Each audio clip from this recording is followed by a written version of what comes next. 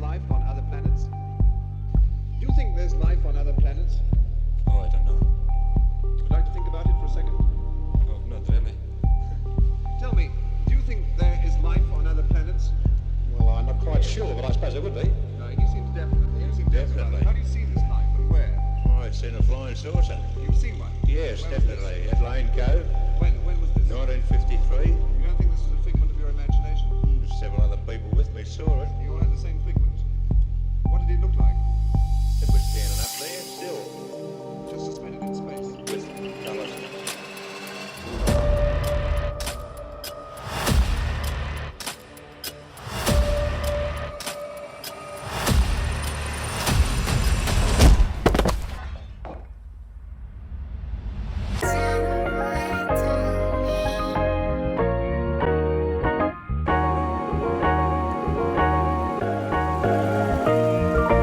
What's up, guys? Welcome back to the channel and another episode where we are going to be featuring an awesome E30 that we had the opportunity to lay our hands on. So right now, before we get into the work that's done, I want you guys to meet the owner. And there's a cool story behind this vehicle, like many other vehicles, which I think is a great opportunity to be shared with you guys. And hopefully it will give you guys some motivation and inspiration like it's given me.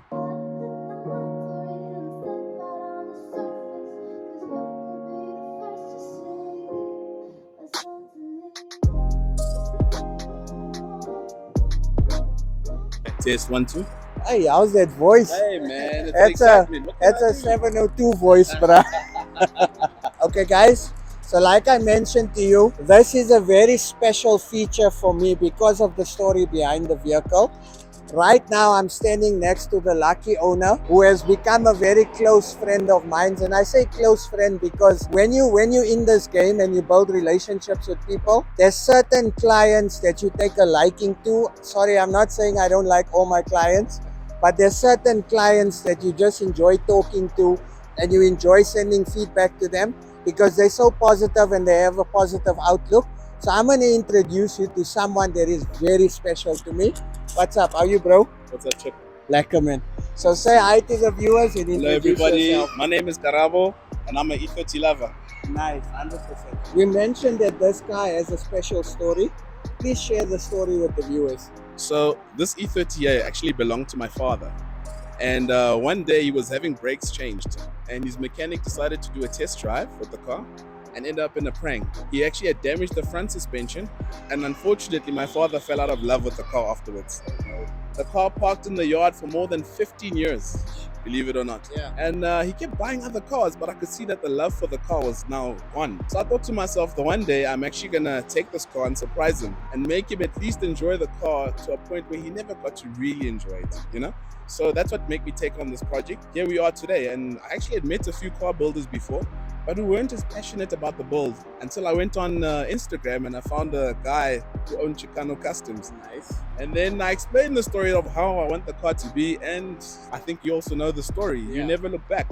You actually didn't shy from the project, and you actually like, come, let's do it. And I was happy. I actually found somebody with the same passion for this car that I had. So I was very happy with that. And tell me, how long has it taken you to get the car to this point? I would say about 3 years. Because I first had to have the car painted, and then we had a bit of rust issues. And even still, after I got here, I still had a bit of rust issues. So we had to cut out a few panels and so forth, but it's an E30 problem. That's a common thing. But it took about 4 years altogether. Nice. So you see, guys, took him 4 years. That's the car game. Don't expect it to happen overnight. As long as you have that vision and you stay committed to that vision, anything is possible. So I want to ask you the question. When was the last time you drove it, number one? And number two is, now that you've driven it, how do you feel? So the last time I actually drove this car was when I picked it up from the mechanic, I think in 2020. Basically, that's the last time I actually got behind the wheel of this car to drive it properly. And then along the way, it parked during COVID. And then we had issues with the petrol pump, and then I just also left it in my garage for a while because I had other cars as well. So. And how did you feel driving the car for the first time since 2020? Well, it made me feel like a little high school kid because the excitement that I now have for the car When I first got here, obviously my excitement levels was a little bit dropped. So you can imagine the car was sat in the garage for a while, and now I can't even contain my smile, basically. But I'm very happy with my car. I'm very happy with your work ethic. The guys always keeping me updated as to what's happening with the car, so I'm very chuffed. We thank you so much for giving us the opportunity. It's been an honor. Look, we haven't done the full rebuild on the car. We'll take the viewers through some of the work we did. But for me, it's about reuniting someone with their dream car. And based on the conversation that we have, an E30 is definitely one of your dream cars. That's definitely my dream car. I always wanted to have one of these in my garage. I do actually want a Evo 2, an IS, I did tell you. Yeah.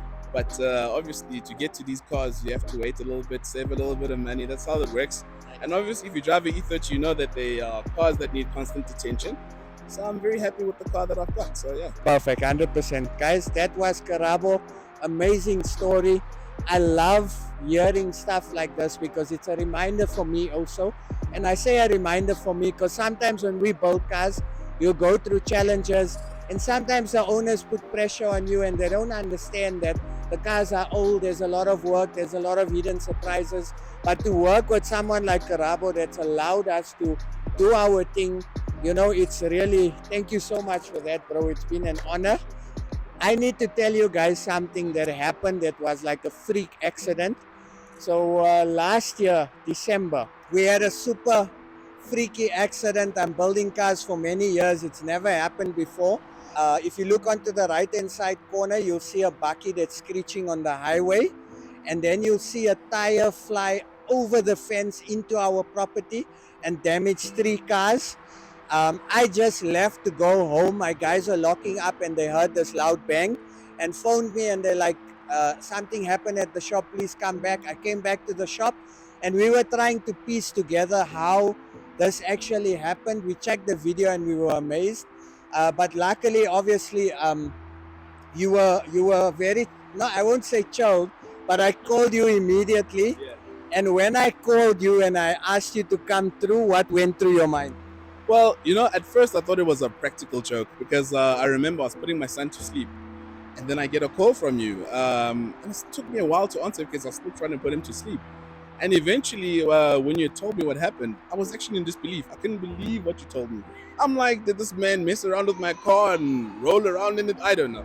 So eventually when I got you, I saw the seriousness in your face and then I knew something serious had happened. But to cut a long story short, the man sorted me out. It was never an issue. You know what, I was really chilled because of what you had said. You're an honest person and I was really happy with what you said to me. So it comforted me. And even though I was upset over my car, but I think your words comforted me more. So that's why I didn't flip out too much. So yeah, I'm glad the car is where it is today. No, 100%, guys. That was a freak accident. I've never experienced anything like that. But luckily, and this is a business tip for you guys as well. A lot of workshops, you take your car, something happens, no insurance, etc. I lost my first business with the insurance dispute. So I make sure that my insurance is always in check. And I must say, I'm not promoting anyone, but thank you to Outsurance. You guys really sorted out the claim correctly. Yeah, and we obviously took it upon us to sort the car out. So I'm glad we did, and I'm glad we had a patient and understanding client, because again, it was a freak accident. Nobody expected it. But now we know not to park cars there. We rather park cars in front by the carport to avoid it. And funny story, the night before, I actually had Top G parked in that spot where the tire was gonna hit. So luckily I moved Top G back into the showroom. Actually not luckily, because that could have been the perfect time to upgrade. If you think about it. All right, cool guys. So let us take you through some of the work on the car, and yeah, we can get going.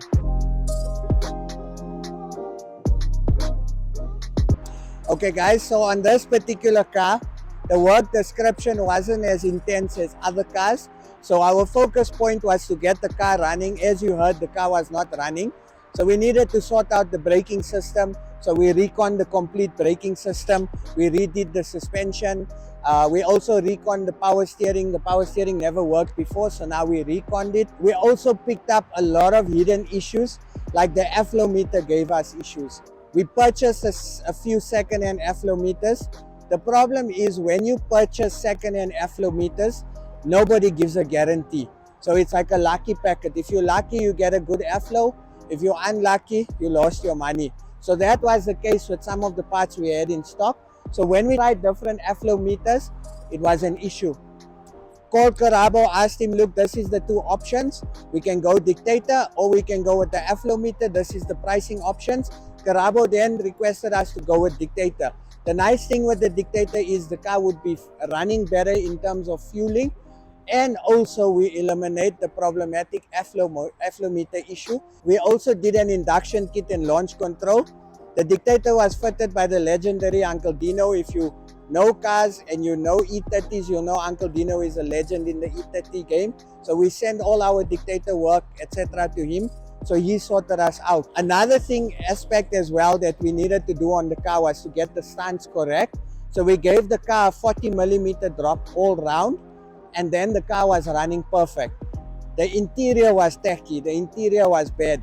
So I want to take you guys through the interior and show you exactly what we did.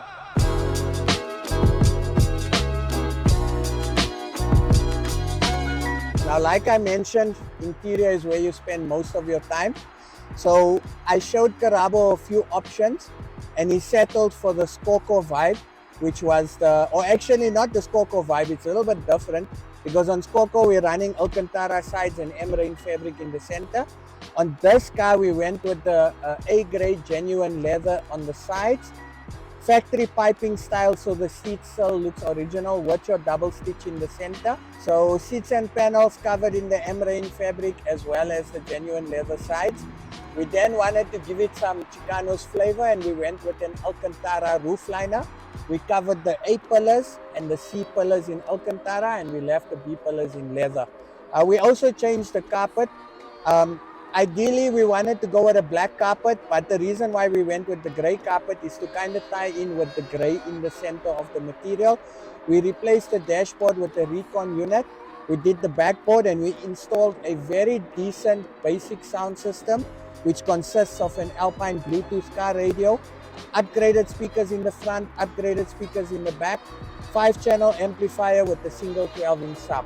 So again, interior is where you spend most of your time, so that's where you gotta be the most comfortable. And again, this is a work in progress.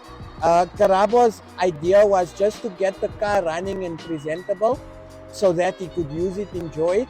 And maybe now we can catch up with him and ask him what's his future plans for the car. As I gave you the lowdown on this car, like I said, it's a project. There probably is some more work that will need to be done on the car, but Karabo is the right person to answer. So we want to know what's your future plans on the car. Well, for one, I'd like to install a sunroof, hopefully a panoramic one.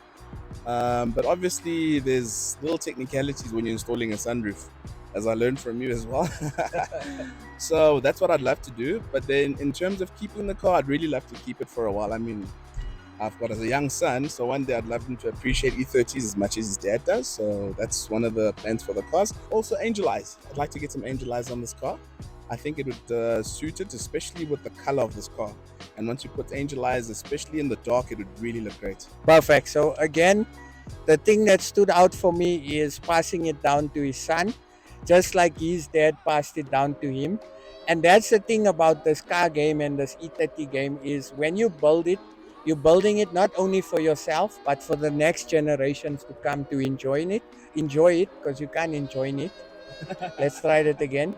You're building it for the next generations to come so they can enjoy it, you can enjoy it, and you kind of pass it down as well. Very exciting story, bro. I hope you enjoy your E30, and once again, thank you so much for supporting us. We appreciate it. Anything you want to say, final words, maybe to the youngsters that are watching or people that are building cars? Well, I'd say be patient, find the right builder. Don't be in a rush to get the car back because you actually have to get a perfectionist like Chip over here. Otherwise, you're going to have a raggedy car and you don't want that. I know it's difficult to be patient at times, but ultimately you want the person who's going to do the right job for you. And I haven't looked back since we've met. Actually, I haven't looked back. You've taken my project further than I've done in the last 3 years, so I'm very happy. Once again, thank you so much to you guys for watching, subscribing, commenting, interacting. And of course, we cannot forget our champs that are always interacting with us. We love you guys. Did you subscribe to the channel? I did. I was the one who told you that you didn't upload the Bauer that I saw first. I was the one who said it. We got a super fan here, guys, 100%. Guys, be safe and remember, be patient. When was this? 1953. You don't think this is a figment of your imagination? Several other people with me saw it. You all had the same figment. What did it look like? It was standing up there still.